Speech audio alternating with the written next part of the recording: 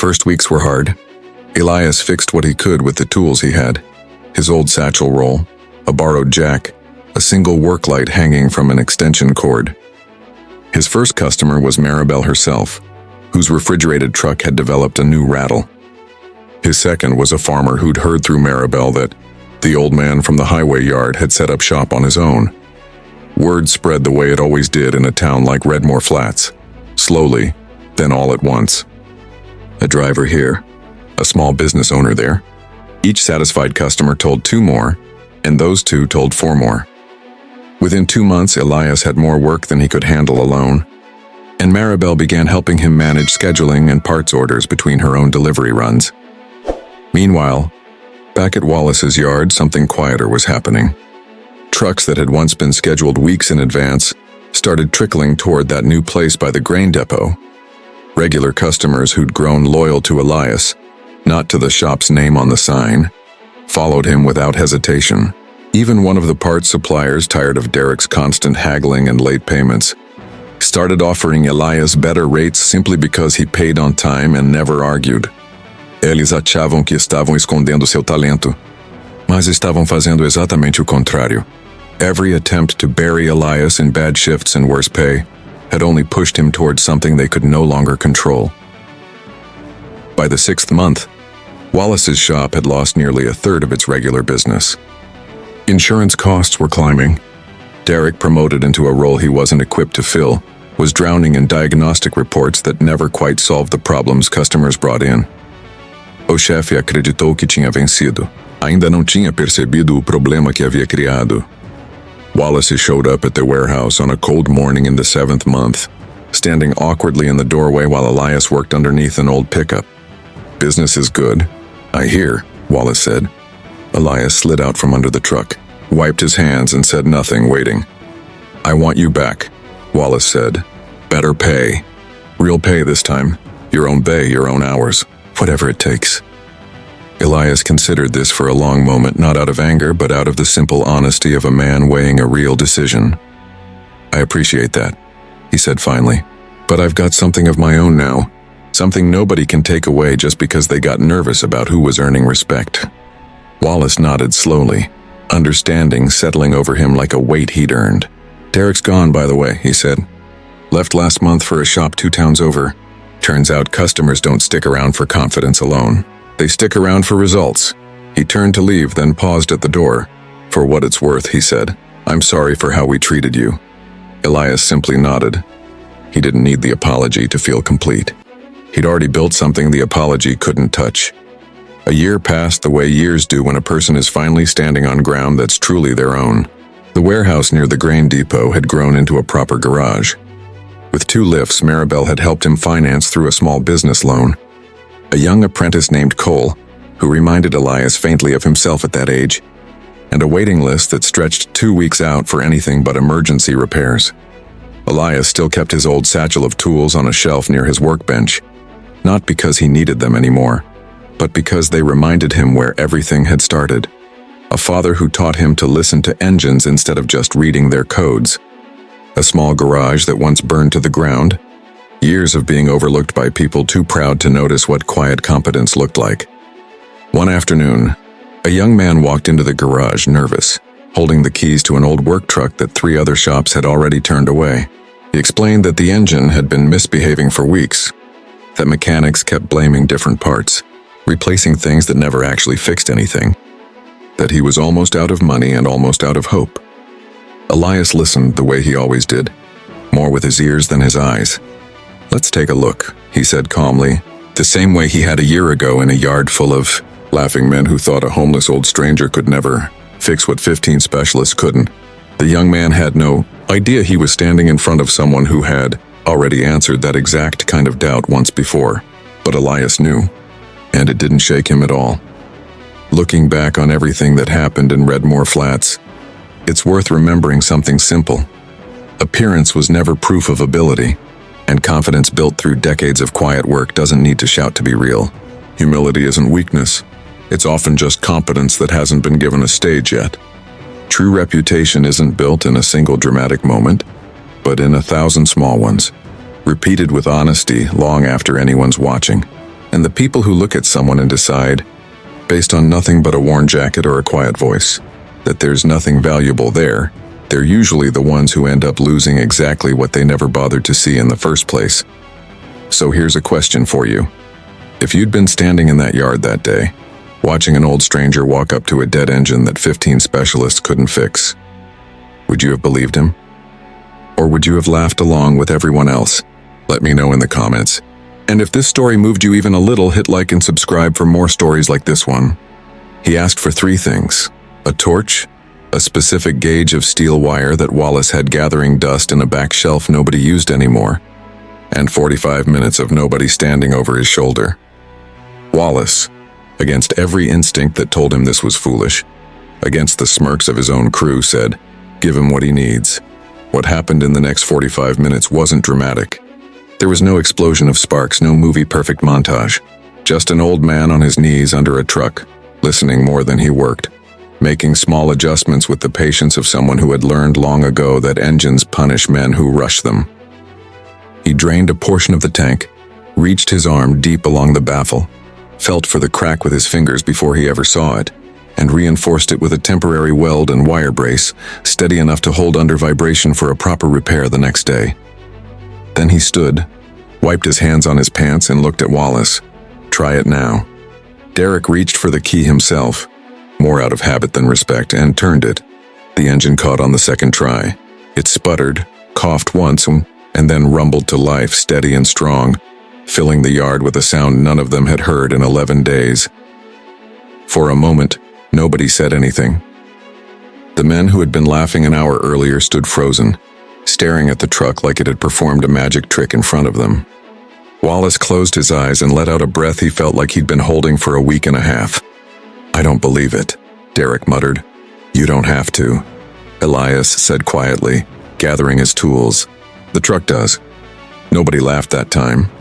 Word of what happened traveled fast, the way news does in a town built around one long stretch of highway. Within days, other truck owners were asking Wallace who the mysterious old mechanic was, hoping he'd take a look at their own stubborn machines. Wallace, sensing an opportunity he couldn't ignore even if his pride wanted to, offered Elias a job. But it wasn't the job Elias deserved. Wallace paid him barely above minimum wage, framed as a trial period, and buried him in the yard's least desirable shifts: the graveyard hours, the rusted-out trucks nobody wanted to touch, jobs other mechanics avoided out of laziness or disdain. Elias never complained. He showed up before sunrise and left after sunset, working with the same quiet focus he'd shown that first day, treating a 15-year-old delivery van with the same care he gave an 18-wheeler. Slowly, without him seeking it, his reputation began to grow. Drivers started requesting him by name.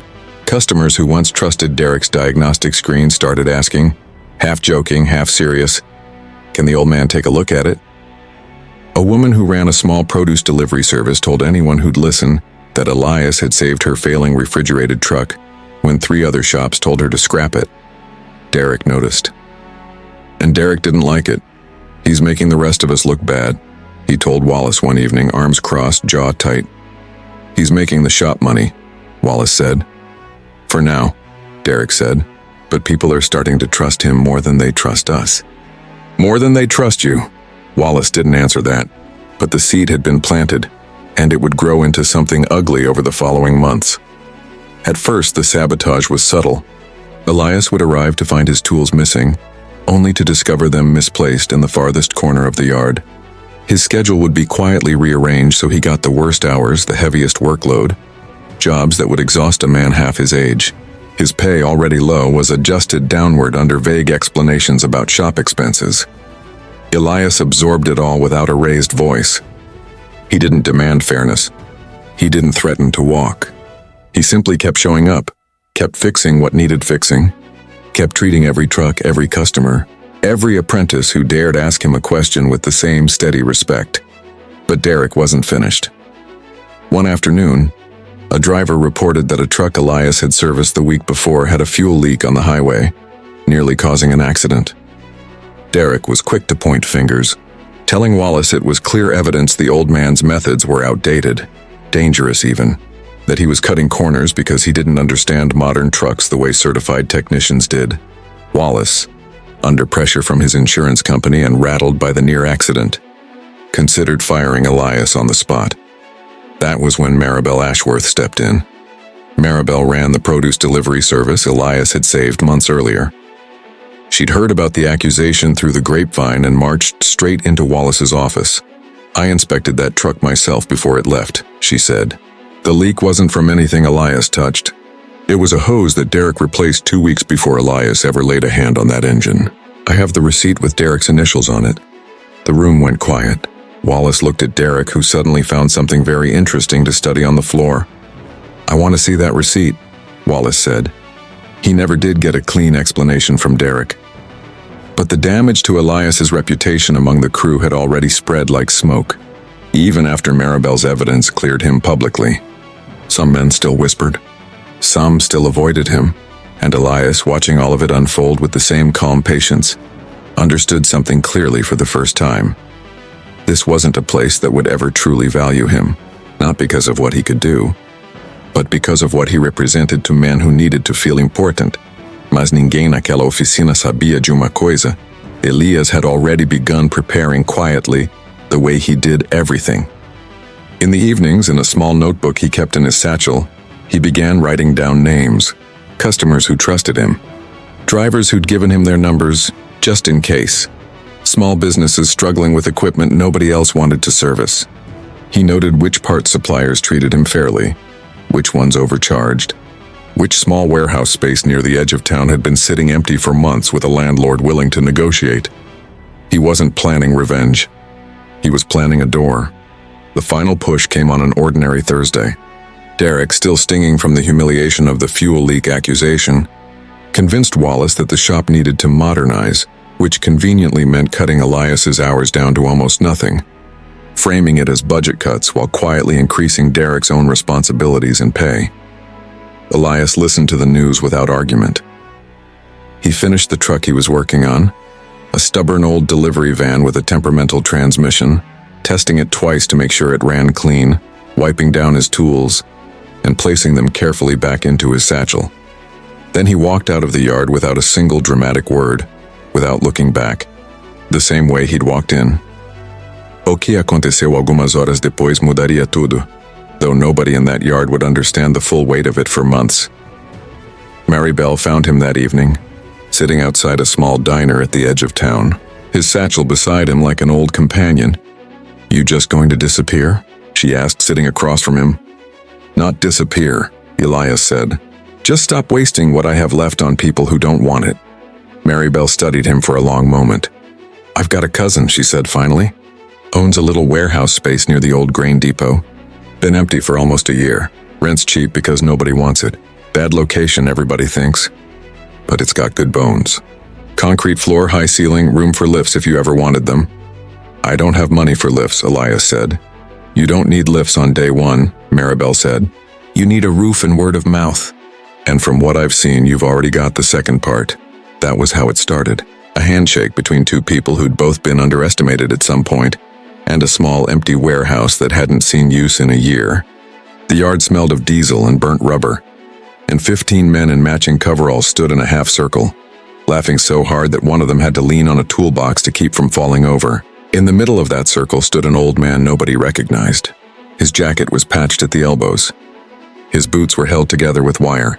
His hands were cracked and stained black, the kind of stain that never washes out, the kind that comes from 40 years of engines, not 4 hours of complaining about them. "I can fix that truck," he said. The laughter got louder. Behind him sat a Kenworth hauler the size of a small house, its hood open like a wound, its engine dead for 11 days. 15 specialists, actual certified diesel technicians, men with diplomas on their walls and diagnostic laptops worth more than the old man's entire wardrobe, had already tried and failed. And failed, and failed again. "Old man," said the yard's owner, a broad-shouldered man named Wallace Tetch, wiping his hands on a rag he never seemed to need. "My best guys couldn't get that engine to turn over.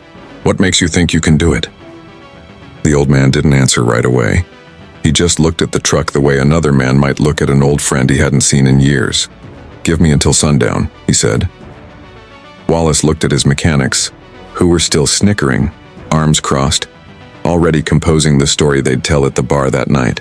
He looked back at the old man who, by every visible measure, his clothes, his age, the duffel bag slung over one shoulder that seemed to hold everything he owned, looked like exactly what people whispered he was. A drifter, a man with nowhere to sleep and nothing to lose. "Fine," Wallace said, grinning at his crew. "Knock yourself out." Nobody in that yard knew what was about to happen. Nobody knew that in a few hours the laughter would stop completely, and it would never quite come back the same way again.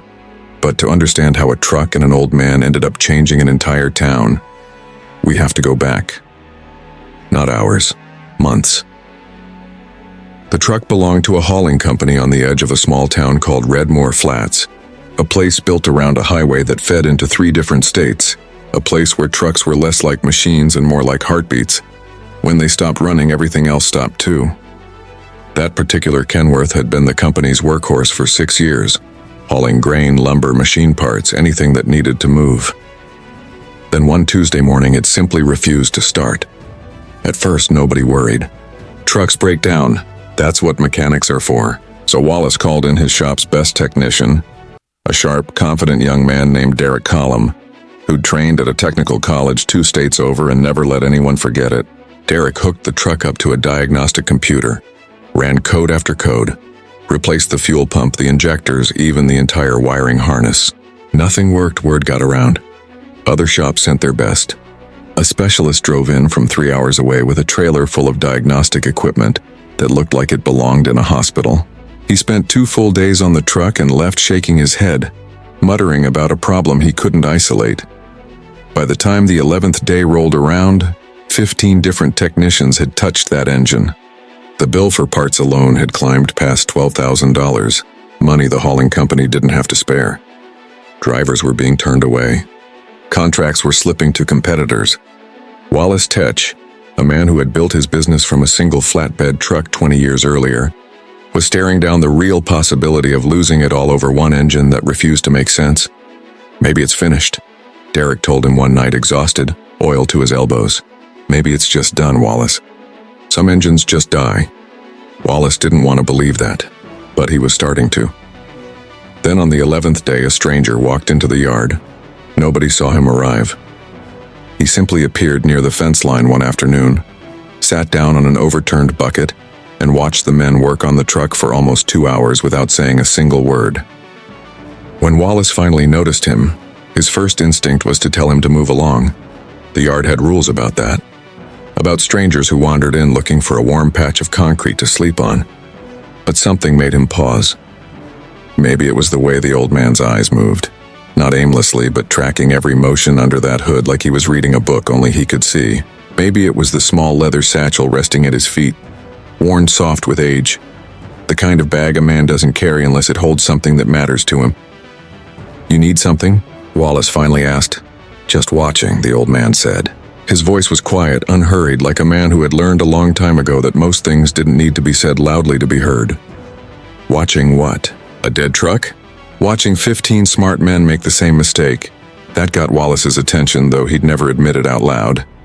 He almost laughed it off, almost. "You know engines?" he asked instead. The old man nodded slowly.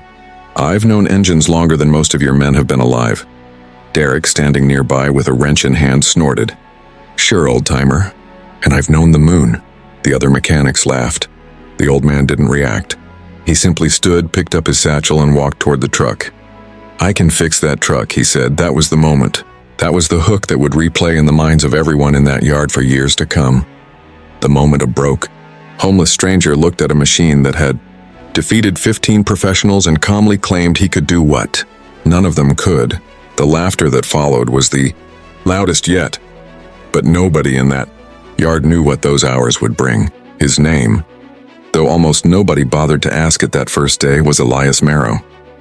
He had been born in a town not unlike Redmore Flats, raised by a father who ran a small repair garage that fixed everything from tractors to trucks to the occasional stubborn generator. Elias had grown up with grease under his fingernails before he'd learned to read properly. His father used to say that an engine was just a heart with rules, and if you learned the rules, The heart would tell you exactly what was wrong with it. You just had to be quiet enough to listen. Elias had spent nearly 50 years listening. He'd worked in garages across half the country, fixed engines in places with no electricity and no diagnostic tools, back when a mechanic's ears and hands were the only instruments that mattered. He'd taught apprentices who went on to open their own shops, men who never once thought to invite him along when their businesses grew. Along the way, life had taken things from him. A wife he lost too early, a small garage that burned down without insurance to rebuild it, savings that vanished during a bad year of medical bills for a brother who didn't make it. By the time he arrived in Redmore Flats, all he had left was the satchel, a set of tools older than most of the men mocking him, and knowledge nobody had thought to ask about. He walked to the open hood of the Kenworth, set his satchel down on the ground and pulled out a small leather roll of tools. No laptop, no diagnostic scanner, just wrenches, feeler gauges, and a stethoscope-like listening rod that looked like something from another century. "That's an antique," Derek said, smirking. "You planning to perform surgery or fix a truck?" "Depends what the truck tells me," Elias replied. He placed the listening rod against the engine block and turned the key. The starter cranked, the engine refusing to catch exactly as it had for 11 days. But Elias wasn't listening for the engine to start. He was listening to how it refused. He moved the rod to another spot, then another. He crouched down, put his hand flat against the fuel line, closed his eyes for a moment like he was feeling for a pulse. The mechanics who'd gathered to watch exchanged looks, some amused, some faintly uneasy without understanding why. "You replaced the injectors," Elias said finally, not as a question. "Twice," Derek said. "Fuel pump? New. Wiring harness? Brand new." "Cost us $4,000. Elias nodded slowly, running a thumb along a section of fuel line near the back of the engine, close to where it curved behind the block. A spot easy to overlook if you were chasing codes on a screen instead of reading the machine itself. "Nobody checked the tank," he said. Derek frowned. "We checked the tank. Fuel's clean, we tested it." "Not the fuel," Elias said. "The tank itself. There's a crack in the baffle plate inside, small, maybe the width of a coin. When the truck sits still, fuel pool's normal. But under load, under vibration on a long haul, that plate shifts and lets air into the line for just a few seconds. Your computer reads that as an injector fault or a pump fault because that's what it's built to blame. It's not lying to you. It's just looking at the wrong organ." Silence spread through the yard like a slow tide. "That's not possible," Derek said, though the confidence had drained a little from his voice. "We ran full diagnostics. Nothing flagged the tank." "Diagnostics tell you what the engine is complaining about," Elias said. "They don't tell you why. That's still a man's job." Wallace, who had said nothing this whole time, felt something twist in his chest, half hope, half disbelief.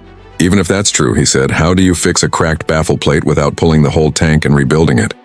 That's another 2 days minimum." "You don't need the whole tank fixed today," Elias said. "You need it stable long enough to prove I'm right. Then we do it properly."